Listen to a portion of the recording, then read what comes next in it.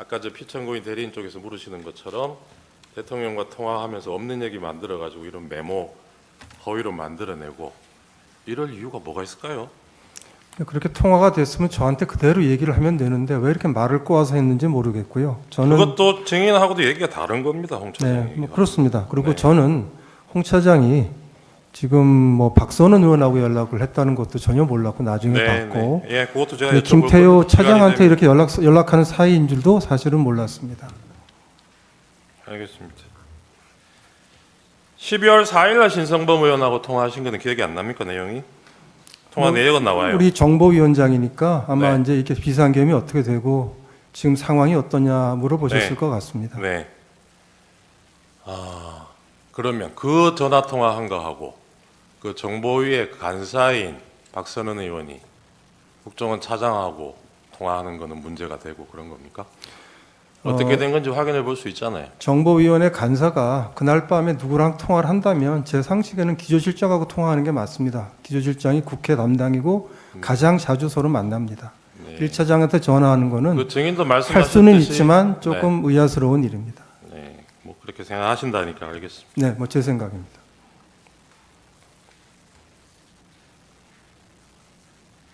이날 정보위에서 이런 설명 시간이 마련된 것은 신성범 의원이 조선일보 기사 보고 홍장원에게 전화를 걸어서 먼저 국회로 오라고 해서 이런 자리가 마련된 건 알고 계시죠?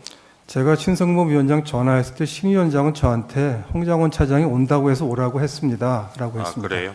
예. 나중에 보니까 또 다른 얘기 나온 거 물론 나중에는 봤습니다. 전화는 먼저 하기는 한 걸로 나와요. 통화 내역을 보면 신성범 의원이 홍 차장한테. 네. 네.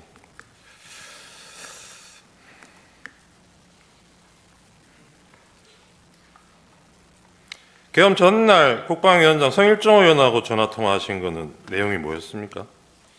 그럼 12월 2일인가요? 2일이죠. 2일 저녁에.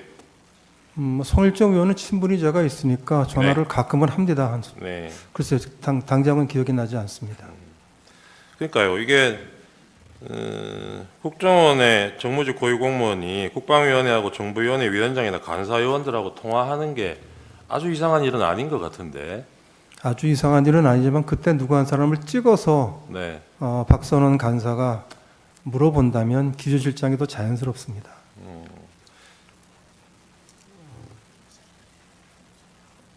성일종 의원하고는 계엄 당일에도 증인이 통화하신 걸로 나오네요.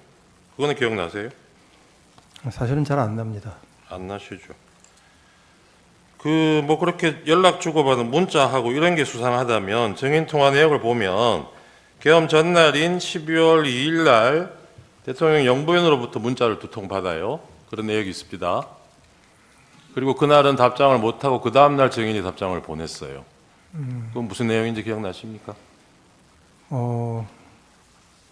글쎄요, 금방 기억이 잘 안 납니다. 그런 내용을 이 민감한 시기에 주고받았다는 걸로 누가 의심을 하면 어떻게 답변하시겠어요? 결국 뭐가 남아 있으면 그걸 보시면 판단이 되지 않을까 싶습니다. 예. 근데 지금 증인은 남아 있는 것도 없는데 의심을 하셨잖아요. 무슨 말씀이신지 잘 아까 질문을 이해하지 못했습니다. 그 야당 의원하고 1차장하고 이 무렵에 연락 주고받은 게 이상하다고 의심을 그러니까 하셨잖아요. 12월 3일 밤 12시가 넘어서 계엄과 관련해서 네. 야당 정보위 간사가 연락을 한다면 제가 아니면 기조실장이 더 자연스러울 거라고 말씀드렸습니다. 그러니까요. 그렇게 접근을 하자면 계엄 전날, 당일날 영부인하고 문자 주고받은 거는 더 이상하지 않나요? 국정원장이 영부인하고 왜 문자 주고받습니까? 자주 있는 일은 아니었습니다. 예.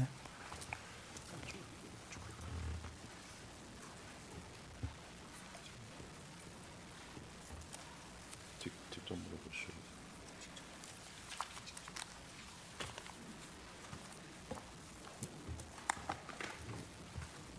예, 증인.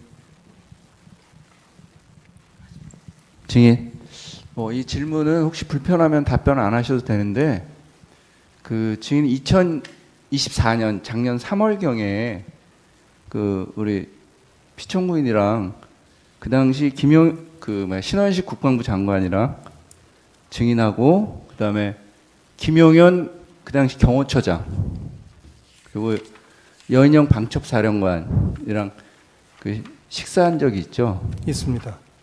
그 자리에서 증인은 비상계엄에 대해서 반대 의사를 표현했다고 하는데 맞습니까? 조금 설명을 좀 드려야 됩니다. 저는 비상이라는 말을 쓰신 계엄은 전혀 아니시고 비상이라는 말씀 쓰신 것도 기억하지 못합니다.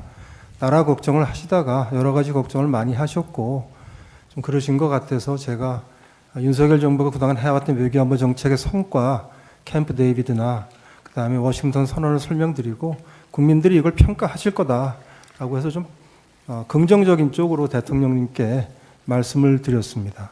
그 비상한 조치 뭐 이런 거에 대해서 반대 의사를 표현하신 적이 없어요? 좀 이렇게 부정적인 생각을 하시지 않고 긍정적으로 하시고 국민들한테 평가를 받으실 수 있을 거다라고 얘기를 했지. 제가 비상이라는 말 나온 것도 기억을 못 하는데 반대할 건 없었습니다. 증인은 아시는지 모르겠지만 엊그제 신원식 당시 국방부 장관께서 이 자리에 나와서 자신은 반대 의사를 표명했고 증인도 반대 의사를 표명했다고 말씀했는데 혹시 그 내용 모르세요? 언론에서 봤습니다만 네.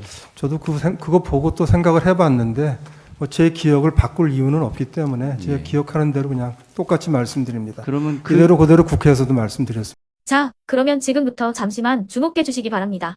제가 구독자분들을 위해서 선물 하나를 준비했는데요. 제가 항상 여러분들께 드리는 말씀이 있습니다. 뉴스만 평소에 잘 챙겨보셔도 돈이 되고 돈을 벌 수 있다라고 말씀을 드렸는데요. 여러분들은 여기 보시는 삼성전자 뉴스를 보고 어떤 생각이 드세요? 아니면 정치인들의 뉴스, 날씨 뉴스를 보고는 어떤 생각이 드시나요? 그냥 뉴스만 보고 끝내는지 아니면 이 뉴스를 어떻게 이용할 수 있는지 이 부분을 고민하고 계시는지를 되물어보고 싶습니다. 그 이유가 뭐냐 하면 제가 지난번에 여러분들께 뭐라고 말씀을 드렸었죠? 지금은 반도체 섹터를 눈여겨보셔야 한다고 말씀드렸습니다. 그리고 나서 이런 썸네일들 뉴스를 통해서 많이 보셨을 겁니다. 반도체 내용이 이슈가 됐을 때 부자들은 어떻게 생각한다? 반도체 관련주들은 뭐가 있는지, 어떤 종목이 가장 좋은지, 어디에 투자해야 돈이 몰리는지 자연스럽게 생각한다고 제가 말씀을 드렸죠. 그 이유가 뭐냐 하면 부자들이 봤을 때는 이슈가 곧 돈으로 이어지고 그 이슈가 나에게 돈을 벌어준다는 경험적 확신이 있기 때문에 부자들은 항상 이런 사회적 이슈를 관심 있게 챙겨본다고 제가 말씀을 드렸습니다. 이번에도 마찬가지인데요. 제가 지난번에 시청자분들과 함께하는 주식으로 수익 내기 이벤트를 진행했었죠. 당연히 100% 무료로 진행을 했었고요. 여기 보시면 아시겠지만 제가 지난번에도 구독이라고 보내주신 모든 시청자분들께 반도체 관련주 중에 가장 크게 급등할 딱 한 종목, 많은 종목도 아니라 한미반도체 한 종목을 여러분들께 추천드렸어요. 그러면서 여기 나와 있는 대로 정확히 얼마에 매수해야 하는지 그리고 수익률이 어느 정도 나왔을 때 팔아야 하는지를 이런 부분들까지 여러분들에게 정확히 알려드렸었는데 지금 실제로 어떻게 되었다? 오른쪽을 보시면 아시겠지만 제가 지난번 문자 발송으로 이 한미 반도체를 소개해드리고 나서 실제로 이렇게 5배 이상 어마무시한 상승이 나왔습니다. 100만 원만 투자를 했어도 무려 500만 원이 넘는 수익금이 생긴 거죠. 그래서 당시에도 굉장히 많은 분들이 제가 드린 이 한미 반도체로 수익을 내실 수가 있으셨을 텐데요. 다시 한번 축하드린다고 말씀을 드리겠고 이번에도 마찬가지입니다. 앞으로도 2024년, 2025년 계속해서 기대해볼 섹터는 AI입니다. 그 중에서도 AI 반도체는 그 누구도 부정할 수 없는 미래 성장 산업입니다. 그러면 우리가 어떻게 생각해 볼 수 있을까요? AI 반도체 종목 중에 앞으로 크게 대장 역할을 하면서 10배 이상 급등할 수 있는 텐베고 종목을 지금부터 열심히 추적해야 한다는 겁니다. 큰 돈을 투자하지 않더라도 월급의 일부분 아주 소액이라도 이 종목을 모아가야 수백 %의 수익률을 손에 쥘 수 있는 것이죠.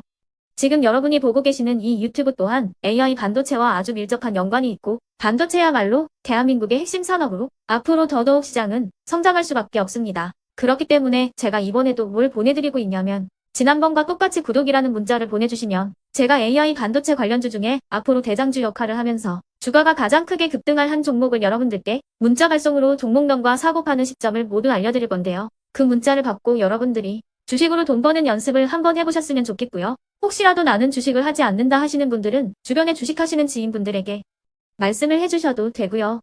아니면 연세가 있으셔서 투자가 어렵다 하시는 분들은 이 종목을 자녀분들에게 한번 사봐라. 이걸로 한번 수익을 내봐라. 이렇게 조언을 해주실 수도 있는 거겠죠.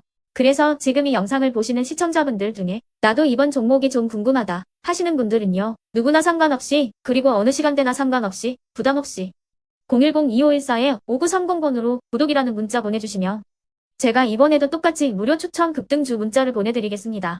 이해되시겠죠? 제 번호 010-2514-5930번으로 구독이라는 문자 보내주시면 여러분들이 직접 이슈를 통해서 돈 버는 연습을 해보실 수가 있는 거고, 제가 돈을 받는 것도 아니고 투자를 대신해 드리는 것도 아니기 때문에 부담 없이 신청해 주시면 되는 겁니다. 그리고 수익이 나면 저는 다른 것은 하나도 바라지 않습니다. 제 채널에 구독, 좋아요 한 번씩만 눌러주시라 이렇게 다시 한번 말씀을 드리겠습니다.